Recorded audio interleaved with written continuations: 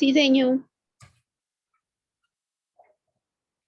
Muy bien, gracias. ¿Los demás también me escuchan bien? ¿Ven la presentación?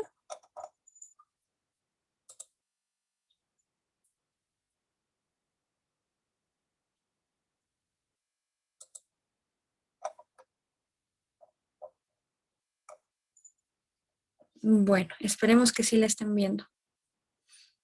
Eh, Hoy nos toca la semana 10, que es un repaso, y estamos en la página 109.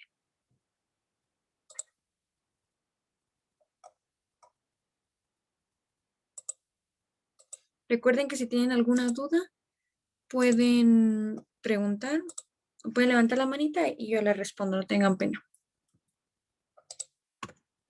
Muy bien, el repaso de esta semana comienza con el tema del volumen. Recordemos que el volumen es el espacio que ocupa un cuerpo. Todo lo que nos rodea tiene volumen. Nosotros, nuestro escritorio, nuestro teléfono, nuestro computador, todo tiene un volumen porque todo ocupa un espacio. En el dibujo se puede crear volumen usando la luz y la sombra. Como pueden ver en este sacapuntas que está aquí, es un dibujo, podemos ver sombra, podemos ver efectos de luz, entonces por lo tanto podemos ver que este sacapuntas ocupa un espacio, tiene volumen. La luz y la sombra. Gracias a la luz podemos observar todo lo que está a nuestro alrededor, ver su forma, altura, anchura. Esta siempre va con la sombra. La luz y la sombra nos ayudan a crear un volumen en el dibujo, a imitarlo, como decía aquí arriba. ¿Vamos bien hasta aquí? Sí, señor. Muy bien. La luz. La luz puede ser natural o artificial. Recordemos que la luz natural es la que viene del sol y la luz artificial es la de los focos, la de los teléfonos, de computadoras, porque no viene de la naturaleza, no viene del sol. La luz natural, la luz del sol tiene todos los colores. Para verlo se puede usar un prisma. Aquí a la par tenemos una imagen, como recordarán, donde se muestra un prisma que no es más que un triángulo con, ¿cómo se llama? De hecho de vidrio, el cual ayuda a descomponer la luz. Como pueden ver ahí, en un extremo entra la luz blanca y en el otro sale la luz con todos sus colores, los colores que lo componen. Todos los objetos absorben los colores de la luz, menos el color del que son. ¿Qué significa esto? Por ejemplo, si ustedes tienen a la par una manzana y la manzana es roja, quiere decir de que esa manzana absorbe todos los colores que podemos ver aquí, absorbe el azul, absorbe el celeste, el amarillo, el café, menos el rojo. Si ustedes tienen una camiseta de color rosado, quiere decir de que esa camiseta absorbe todos los colores, el azul, el rosado, perdón, el amarillo, el rojo, menos el rosado. La sombra, existen dos tipos de sombras, las propias y las proyectadas. Aquí podemos un ejemplo de un jarrón dibujado, en el cual la sombra propia sería la que tiene el círculo rojo, que podemos ver que es una sombra que se encuentra en el objeto, en este caso es un jarrón, y la sombra proyectada, donde está un círculo de color azul, que podemos ver que la sombra se mira en el suelo. Esa es una sombra proyectada y la propia es la que está en el objeto. Existen varios tipos de sombras. Entre ellos está la lateral, como podemos ver de este lado, que es cuando el foco de luz está en un lado, podría ser el derecho, podría ser el izquierdo, entonces la sombra solo se queda en un solo lado del rostro en este caso. También puede ser en los objetos como jarrones o cualquier tipo de objeto. La frontal, que es cuando el foco de luz, ya sea una lámpara o el sol, esté justo enfrente de la persona. Desde abajo, que el foco de luz esté completamente abajo, entonces podemos ver aquí que en este dibujo se ve la sombra únicamente en la cabeza de la persona. Desde arriba, por el contrario, ahora el foco de luz se encuentra completamente arriba y manda todas las sombras para abajo. La silueta, que es cuando completamente la fuente de luz es muy bajita y solo se puede distinguir la forma ahí de la persona o del objeto. Y contraluz, que es cuando la fuente de luz está completamente atrás y cuesta distinguir un poquito la figura de la persona, pero a diferencia de la silueta sí se puede alcanzar a ver. Recordemos de que estos juegos de sombra no solo sirven para el dibujo, también sirven para la fotografía, como pueden ver aquí. Aquí tenemos un ejemplo de luz frontal, luz lateral, Aquí tenemos también desde la parte de atrás, desde arriba y desde abajo. Pueden apreciar de que también se utiliza aquí lo que es las fuentes de luz. En este caso es artificial. Aquí podemos ver que es un foco el que están utilizando. ¿Vemos bien hasta aquí? Recuerden que esta semana es un repaso. Sí, señor. Sí, Muy bien. señor. Vamos ahora con el tema del espacio. El espacio es donde el artista plasma su idea, ya sea dibujar una casa, dibujar una flor, dibujar un jarrón, dibujar una persona. Este se pondrá en el espacio, se pondrán texturas, se pondrán las pinturas, es decir, los colores, las formas y los demás elementos del arte. Recordemos que hay muchos elementos del arte, está el punto, la línea, las texturas, el espacio también es un elemento del arte.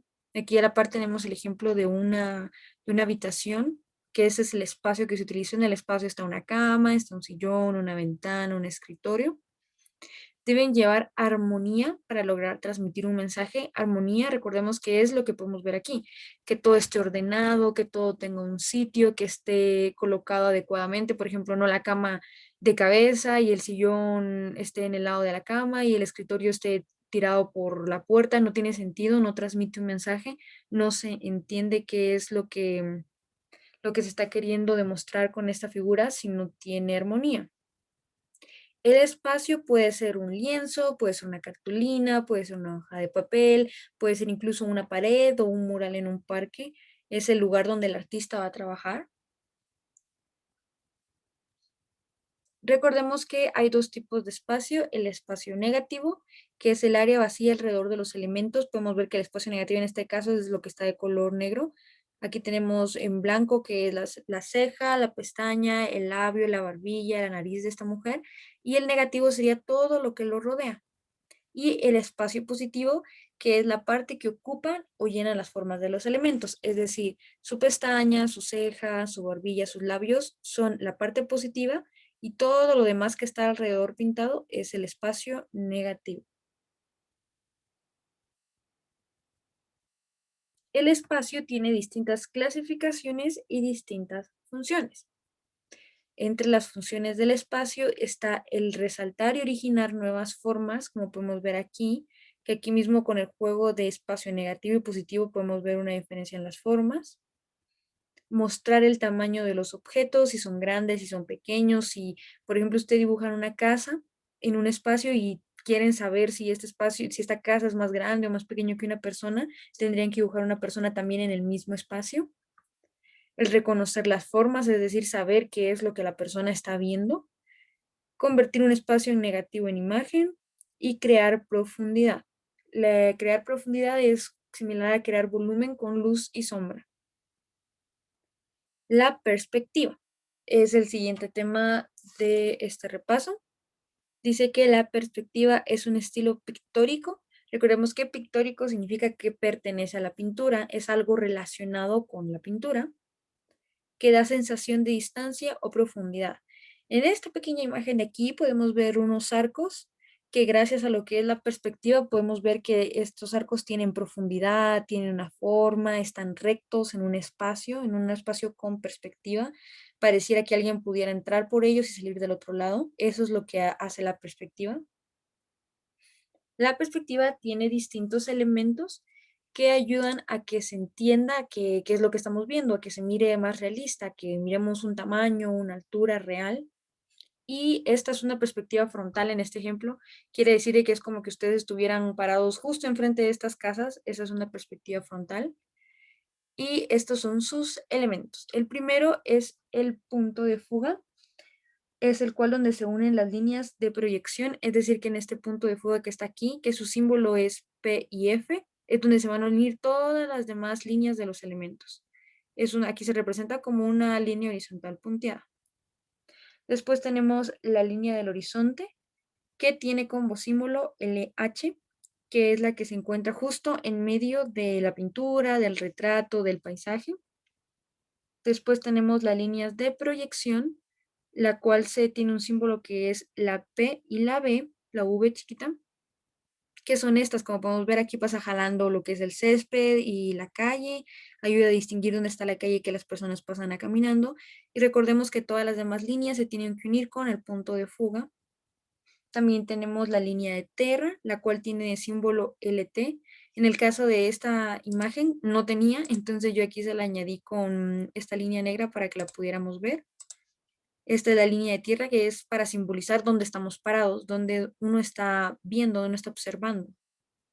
Y el punto de vista, que aquí también tampoco lo incluye, así que lo puse aquí con un puntito negro, el cual demuestra la posición de donde se observa el objeto. Recordemos que el punto de vista somos nosotros, es de donde estamos nosotros observando. ¿Vamos bien hasta aquí? ¿No hay ninguna duda?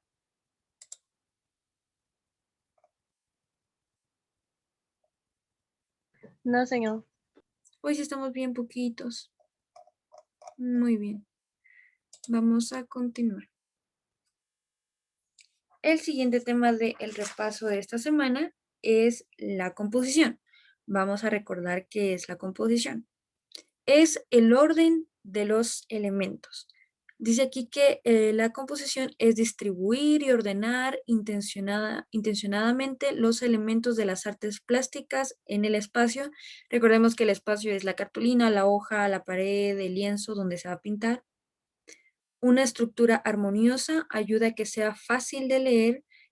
Si todo está organizado, si todo tiene un sentido en nuestras formas, nuestro dibujo, nuestra pintura, las personas pueden leerlo, pueden entender qué es lo que queremos transmitir, qué es lo que están viendo ellos. Similar a como nosotros ordenamos nuestra habitación, el baño, la cocina para que sea un espacio agradable, un espacio en donde uno pueda cocinar, donde uno pueda dormir, así también se tienen que ordenar las imágenes en una pintura.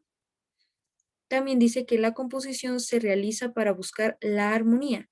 Esto no solo sirve en el dibujo. Les ponía yo un ejemplo en la clase de composición que también la composición para buscar armonía también sirve en las fotografías, también sirve al escribir música, al hacer esculturas, en el maquillaje incluso. Tenemos que buscar siempre un orden, cosas que combinen, cosas que se miren bien juntas, imágenes que se miren bien, paisajes que se miren agradables. Siempre, siempre buscamos en todas las formas de artes la armonía a través de la composición. Los principios de la composición, aquí tenemos una frase, la cual es: la principal idea de la composición es romper la monotonía tratando de perfeccionar una escena. Esta frase es del señor Alex Raymond, que es un historietista estadounidense. Aquí tenemos una fotografía de él y un dibujo de un cómic de los que él hace. Recordemos que la palabra monotonía significa que es lo mismo, que es lo mismo de siempre, que es algo que ya estamos acostumbrados a ver, algo que ya estamos acostumbrados a oír. Y la composición lo que hace es acabar con esto tan normal, tan común y trayendo algo nuevo. Los principios de la composición tenemos el primero, que es el énfasis o centro de atención. Esto quiere decir de que el punto de la composición que llama primero la atención es lo primerito que uno se va a fijar cuando uno mire la pintura o la fotografía. Aquí tenemos un ejemplo de piedras. Todas estas piedras son monótonas, son comunes porque son grises, tal vez hay una rojita por aquí, mientras de que de repente hay una roca aquí que está pintada de varios colores. Eso es un énfasis. Lo primero que ustedes van a ver al observar esta pintura, esta fotografía, disculpen, va a ser esta piedra. Después tenemos otro de los principios, que es el contraste, que este se da cuando se usan elementos contrarios, o sea, elementos diferentes uno de otro. Puede ser colores, pueden ser formas o pueden ser tamaños. Aquí tenemos dos ejemplos. Tenemos un contraste de color, que es la primera imagen, donde podemos ver que es exactamente los mismos cuadrados exactamente en la misma posición y exactamente en el mismo tamaño, pero cambian de color. Uno es verde, el otro es morado, el otro es amarillo, el otro es un rojo naranja y el fondo de uno es como un verde azulado, el otro es un azul, el otro es un amarillo, es un rojo. Ahí está el contraste. ¿Tiene una duda Johnny Amon? ¿Lo puede decir? Ahí levantó la manita.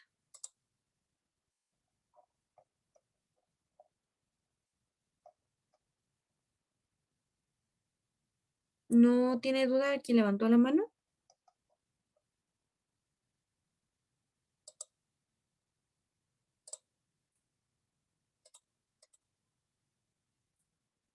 No sé si los demás compañeros lo escuchan.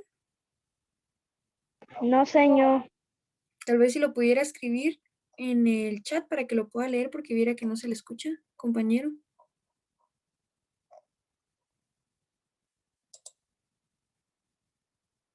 Miren lo que él escribe. Vamos a continuar con el repaso. Aquí tenemos otro ejemplo de contraste, en el cual es pues un contraste de forma y de color. Como podemos ver, aquí hay un rectángulo de color negro, mientras que aquí hay un triángulo un poquito más chiquito y de color azul. También es un contraste. Después tenemos, aquí se quitó el título, pero es el equilibrio.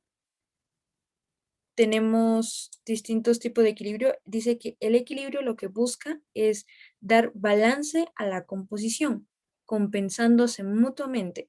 Hay dos tipos que puede ser el primero, que es el equilibrio simétrico. El equilibrio simétrico es el que se divide a la mitad la composición, la pintura, la figura, la fotografía, y las dos mitades son iguales. Aquí podemos ver, estos son unos mini cuadritos ahí de la Mona Lisa en una fotografía, y si yo parto literalmente a la mitad, estos dibujos van a seguir siendo los mismos de cada lado.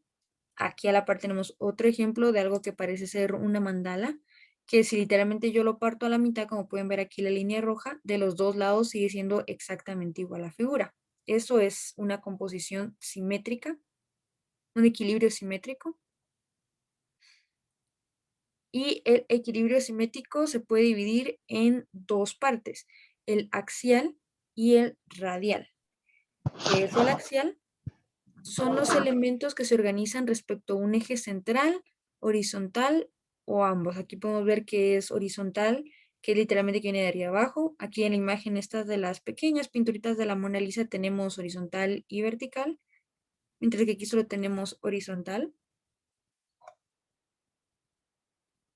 Podemos ver que son unas líneas de colores que son iguales de los dos lados, aunque los partamos por la mitad.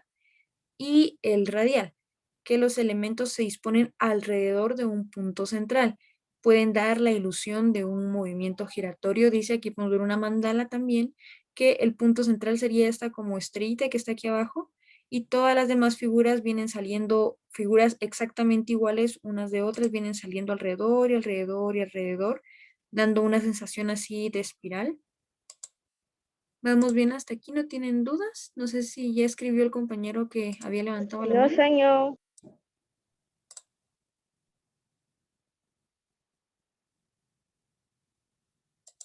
Muy bien. Muy bien. Vamos a continuar.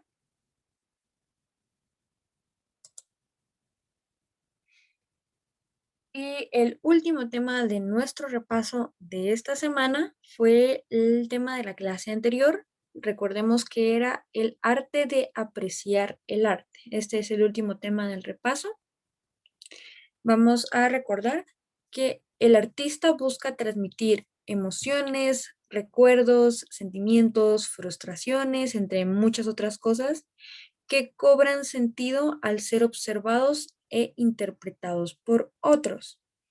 Es decir, que van a cobrar sentido cuando otra persona lo pueda ver, lo pueda observar y pueda decir, bueno, a mí esto me transmite tristeza, me transmite felicidad, me parece algo bonito, me parece algo feo. Hasta ese momento va a ser cuando cobrará sentido.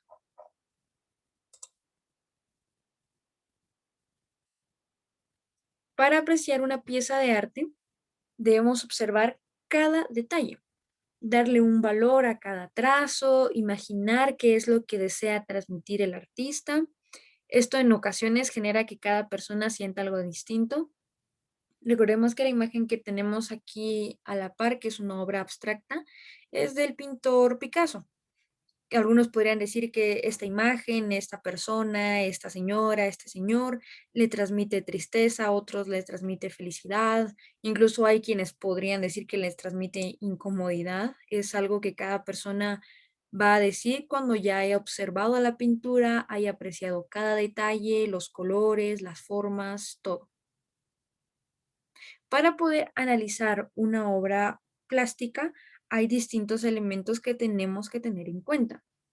Apreciar el arte en todas sus formas, ya sean música, pintura, fotografías, maquillaje, lo que sea, debe verse en su totalidad, no únicamente como que ver la figura y después ya decir, bueno, me pareció muy bonita, bueno, me pareció feo.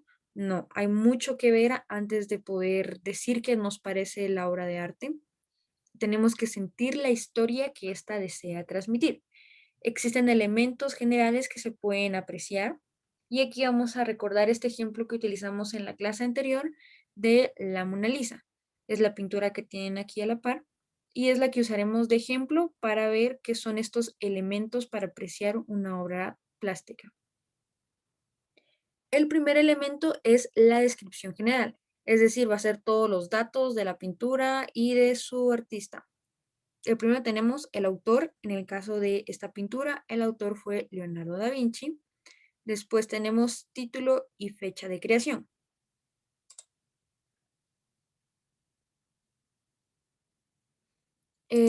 Alison tiene una duda. ¿A qué se refiere, compañera, con que después de esta clase vamos a seguir o no? Señor, es que como ya vamos a terminar el libro, ¿vamos a seguir o ya no? Pues yo creo que como ya terminamos el libro después de esta clase, ya no hay más, pero cualquier cosa yo les estaría avisando por el chat de WhatsApp. Ah, gracias, señor. Muy bien, muy bien. Pues en su idioma original, esta pintura es conocida como la Gioconda y nosotros aquí donde hablamos español la llamamos la Mona Lisa. Su fecha fue de 1503 a 1519. Ese fue el plazo de tiempo que tardó en ser pintada. Recordamos que no todas las obras se pintan en un solo día ni en una sola hora. En el caso de esta puede llevar casi hasta 10 años en ser pintada. Su estilo es el estilo del Renacimiento. Las dimensiones, con dimensiones se refiere a su tamaño, cuánto mide de altura, de anchura. En este caso mide 77 centímetros por 53 centímetros, no es muy grande. Y tenemos la técnica y soporte. Con la técnica se refiere qué material se utilizó para hacerla, para pintarla, acuarelas,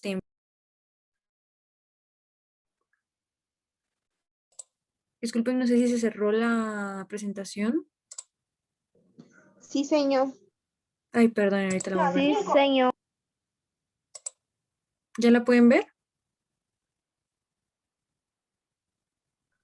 Ya, señor. Muy bien. Gracias. Vamos a ir, repito que ya se nos acaba el tiempo. Y sobre tabla de álamo, que la tabla de álamo es un tipo de madera. Recordemos de que soporte se refiere a en qué fue pintada, si fue pintada en metal, si fue pintada en madera, si fue pintada en papel. Y por último, la localización, donde se encuentra esta pintura en la actualidad. Actualmente está en el Museo del Louvre en París, Francia. Otro elemento de las artes que tenemos que tener en cuenta para dar un criterio sobre la pintura es los elementos del arte general, recordemos puntos, líneas, curvas, que se aprecian. En este caso encerré en los círculos los que se pueden apreciar en esta pintura, ya que no todos los elementos de las artes existen en todas las pinturas. En este caso solo están el punto. Aquí tenemos el ejemplo que no se observa, aquí no podemos ver puntos a la vista, no hay puntos.